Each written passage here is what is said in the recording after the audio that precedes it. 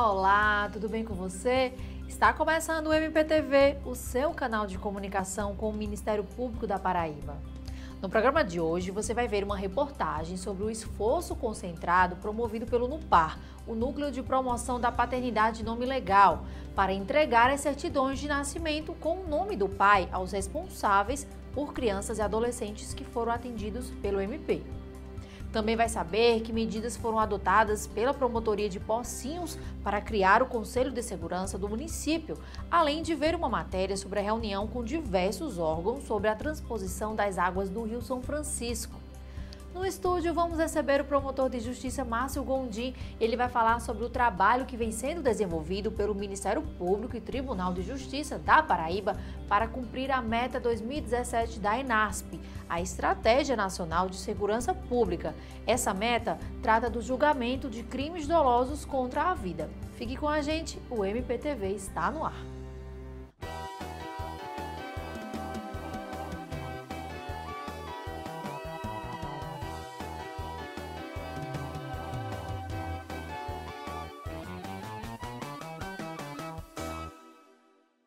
Nos últimos anos, o MPPB tem desenvolvido um árduo trabalho para combater o subregistro de paternidade na Paraíba.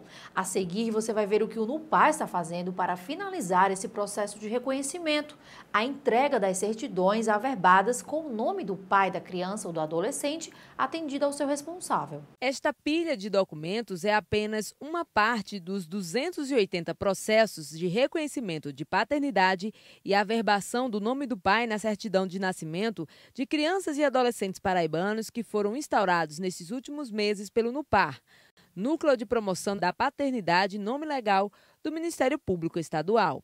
Para que os documentos finalmente chegassem às mãos dos responsáveis, o NUPAR realizou um mutirão que aconteceu durante 4 dias. Segundo a promotora de Justiça Elaine Cristina Alencar, boa parte das mães e responsáveis pelo pedido de reconhecimento de paternidade acaba não voltando para pegar o registro de nascimento da criança ou do adolescente. E aí, os prejuízos podem ser muitos. A certidão de nascimento com a averbação da paternidade é exatamente a concretização de toda essa expectativa que é gerada na criança. O reconhecimento da paternidade, ela tem exatamente na pessoa o resgate da sua história enquanto pessoa, né? Então, não ter em suas mãos, com em posse, a certidão de nascimento com essa paternidade averbada, em verdade, não se concretizou essa conquista. Então, estar com a certidão nova, averbada, quando consta o nome de pai, é a representação concreta dessa vitória. Só em João Pessoa, cerca de 50 encaminhamentos requerendo o reconhecimento da paternidade são expedidos pelo Ministério Público mensalmente, graças ao trabalho do NUPAR. Desde quando dá entrada aqui a informação no nome legal, no Ministério Público, no nome legal, vindo dos cartórios, seja vindo da escola, de que há ocorrência de crianças ou adolescentes que não têm o nome do pai registrado em sua certidão de nascimento, nós chamamos a mãe, há todo um procedimento, nós chamamos o pai, enfim, o reconhecimento, encaminhamos ao cartório para a averbação. E o cartório nos remete, então, essa nova certidão e chegamos nessa fase que há alguns pendentes de entrega. Ana Carolina ficou órfã do pai aos 5 meses de vida. A mãe, Dona Maria, nem imaginava que o falecimento do marido não era impedimento para que a filha tivesse o mesmo direito dos irmãos mais velhos, que possuem o nome da família paterna no registro. Resultado, hoje, aos 19 anos, ela se orgulha em dizer o nome completo. E agora o teu nome ficou Ana Carolina dos Santos Silva. Já se acostumou com o novo nome? Estou me acostumando. A primeira fase é a mãe que comparece ao nome legal ou pelo cartório de registro civil que nos encaminha essa informação dos dados dessa criança que nasceu e não foi registrada no nome do pai. Nós chamamos esse suposto pai. Se em um primeiro momento ele já reconhece voluntariamente a paternidade, então nós lavramos o termo e encaminhamos para fazer a averbação. Mas se não há esse reconhecimento voluntário ou se o pai deseja reconhecer, mas tão somente após um exame de DNA, nós encaminhamos para o exame de DNA e com o laudo apresentamos o resultado a esse suposto pai que tinha dúvidas. Mas vamos também considerar a possibilidade desse pai, mesmo com o exame de DNA positivo, não tem interesse no reconhecimento da voluntária da paternidade. Nesses casos, o Ministério Público continua a agir. O Ministério Público promove a ação judicial do reconhecimento da paternidade, seja porque o pai se recusou a fazer o reconhecimento voluntário ou se recusa a fazer mesmo o exame, ou apenas não atende o chamado do MP, e não, nós promovemos a ação judicializando esse reconhecimento da paternidade. No próximo bloco, não perca as reportagens sobre o evento que discutiu a transposição do Rio São Francisco e o trabalho desenvolvido pela Promotoria de Justiça de Pocinhos em relação à segurança pública. Não saia daí! Quero começar o meu discurso dizendo que, como vereador, vou priorizar a área da educação. Esse é o caminho para a construção de um futuro melhor. Queremos priorizar também a construção de mais casas populares. Afinal de contas, uma cidade só pode crescer de forma organizada quando possui o cidadão como prioridade. Vamos também Com a sua participação, os vereadores ajudam a construir um futuro melhor. Câmara Municipal de João Pessoa.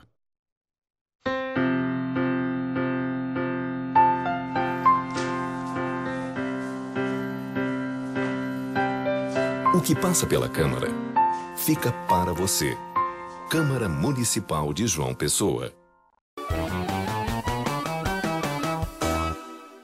Combater a violência e promover a segurança pública através de uma atuação integrada entre os diversos órgãos públicos e a sociedade. Esse é o objetivo do projeto Segurança Integrada, do Planejamento Estratégico do MPPB. A seguir, você vai ver uma reportagem sobre a primeira reunião do Conselho Municipal de Segurança de Pocinhos. O órgão foi criado graças à atuação da Promotoria de Justiça Local. Em pleno horário comercial, as lojas da cidade de Pocinhos, interior da Paraíba, estão assim, de portas fechadas. E a causa não é apenas a crise econômica, não. É que muitos comerciantes da cidade estão com medo da violência. Fato que os fez, inclusive, não querer falar com a nossa equipe de reportagem. Até o Conselho Tutelar do município já foi vítima da violência. Para discutir sobre o assunto, representantes das polícias militar e civil, Câmara de Vereadores do município de Pocinhos e entidades civis foram convidados a compor o Conselho Municipal de Segurança. O CONSEG é uma iniciativa da Promotoria de Justiça de Pocinhos, que aderiu ao projeto Segurança Integrada, do Planejamento Estratégico do Ministério Público da Paraíba. O Conselho Municipal de Segurança, ele na verdade é um conselho que, embora não seja deliberativo, ele é mais um conselho que vai ser opinativo, fiscalizatório. Ele, na sua composição, ele representa a sociedade. Então, seria como a própria sociedade, em todos os seus segmentos, opinando, participando, discutindo sobre a segurança pública, sobre quais deveriam ser as medidas adotadas. Esta é a 5ª reunião do CONSEG, que já tem metas a serem cumpridas. Uma delas é a volta efetiva do funcionamento do Banco do Brasil da cidade, que há mais de 1 ano e meio, após a explosão dos caixas eletrônicos, não oferece o serviço de saque. Esse conselho vai ajudar a população de forma geral, buscando informações, buscando ajudar a Polícia Militar, a Polícia Civil, o Ministério Público, para que a gente busque cada dia melhorias para a população.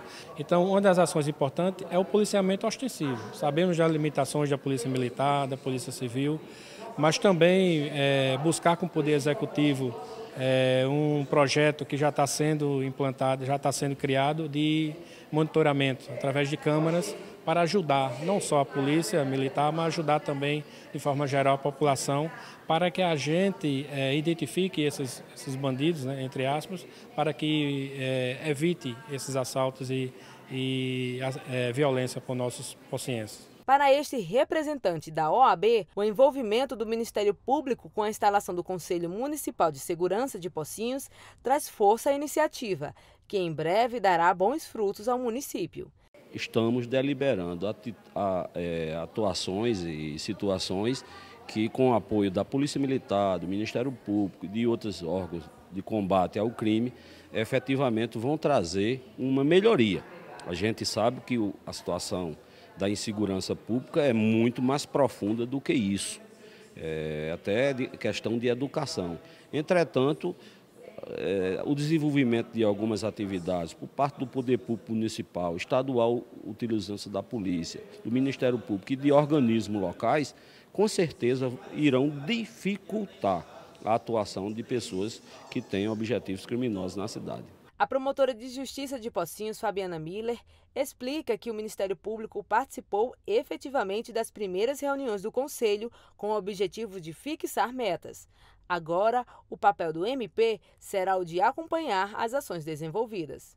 Mas o que o Ministério Público vai fazer é ajudar com que esse conselho ande com as próprias pernas. Então, quando é que esse conselho vai se encontrar? Qual a periodicidade desses encontros? Onde serão esses encontros? Quais serão as pautas? Porque o papel do conselho vai ser, digamos, ajudar a formulação de políticas públicas. Então, por exemplo, como já aconteceu, eu tenho algumas atas e isso, eu já pude extrair de alguns dos depoimentos dos presentes, alguns locais mais frágeis, digamos assim, em Pocinhos. Locais e horários com maior fragilidade em relação à segurança pública. Por muitas décadas, o sonho do nordestino foi ver concretizada a obra que seria capaz de trazer água a uma terra que sofre com a estiagem.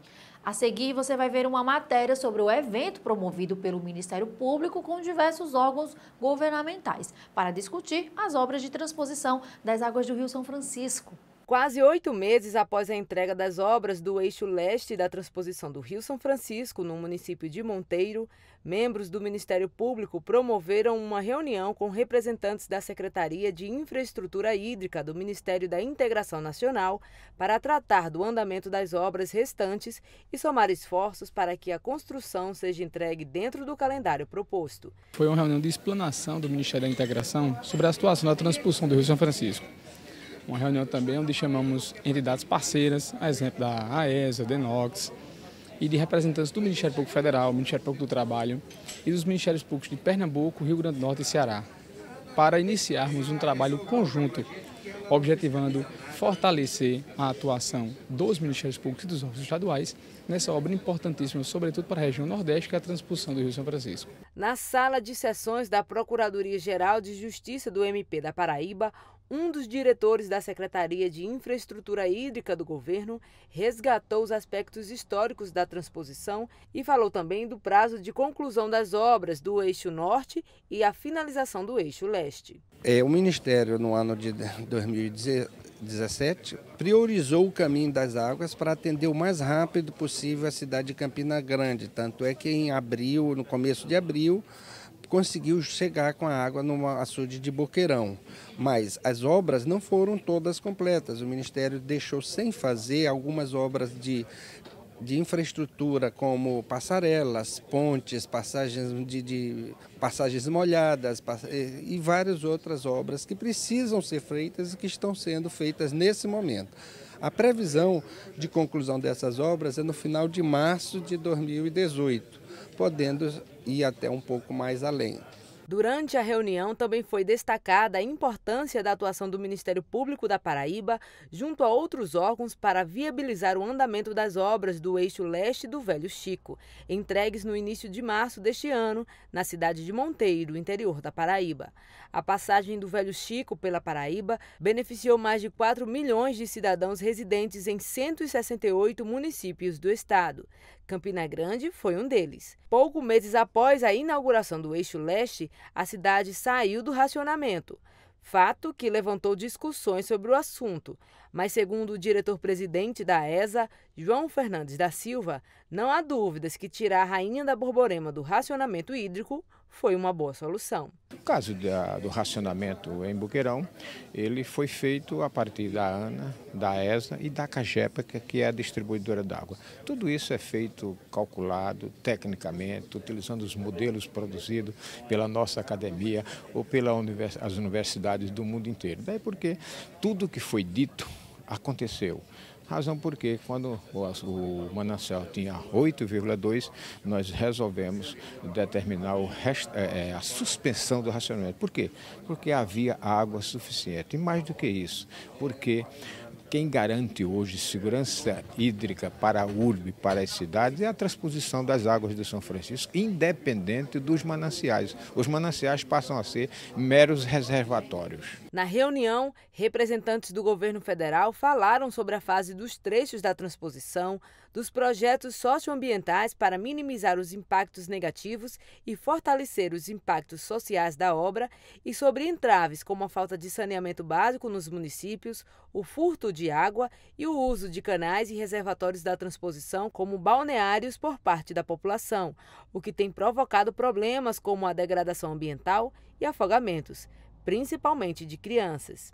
Uma das propostas apresentadas na reunião foi a criação de uma força-tarefa dos Ministérios Públicos da Paraíba e do Rio Grande do Norte para colaborar com a construção do canal de Piancó. A conclusão das obras da transposição do Rio São Francisco beneficiará cerca de 12 milhões de pessoas residentes nos estados da Paraíba, Ceará, Rio Grande do Norte e Pernambuco.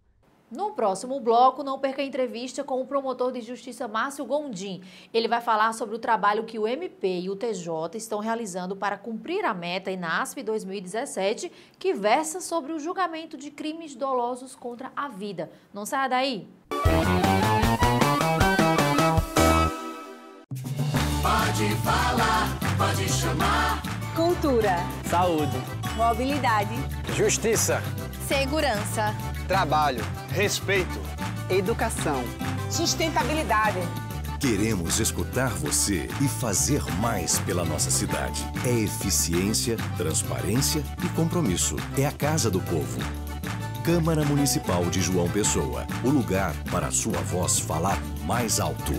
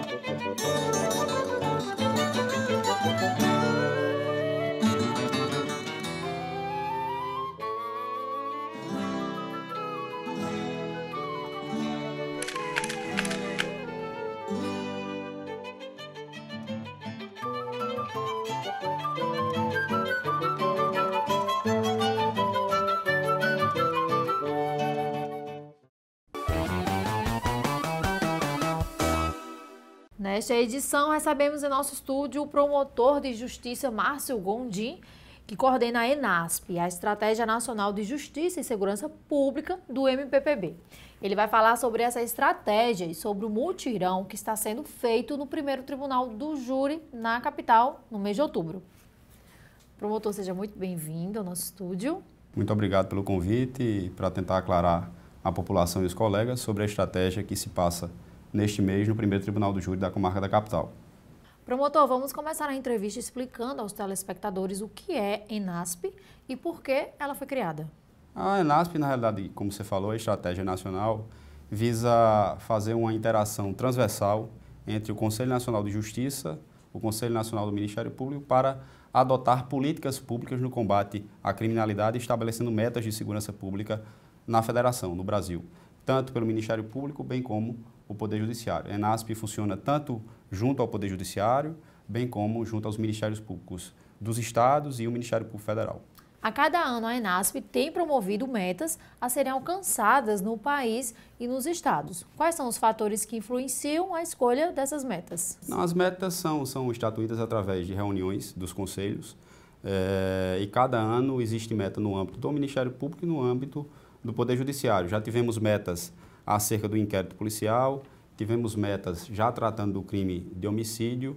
O ano passado tratou-se do feminicídio, que é um crime que visa a violência, tem por objetivo a violência de gênero contra a mulher. E este ano, o CNJ estabeleceu metas de julgamentos de processos cujas denúncias foram oferecidas e recebidas até 31 de dezembro de 2012. Então, neste ano, esse esforço concentrado visa justamente estabelecer o julgamento desses processos. Promotor, qual é a meta ENASP 2017 e o que vem sendo feito na Paraíba para atingi-la?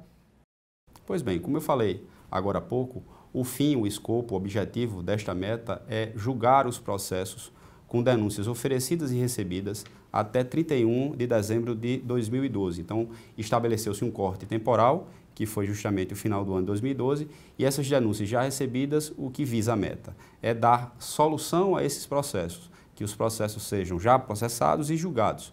Então, no âmbito do primeiro tribunal do júri, nós estamos realizando uma reunião extraordinária para o julgamento desses processos. Segundo levantamentos feitos, são cerca de 43 processos, com esse marco temporal de denúncia já recebido em 2012, e dos 43, 34 estão pautados agora para outubro. São 2 juízes, nós estamos realizando sessão de julgamento pela manhã, é aberto ao público, o processo não existe sigilo, segredo de justiça.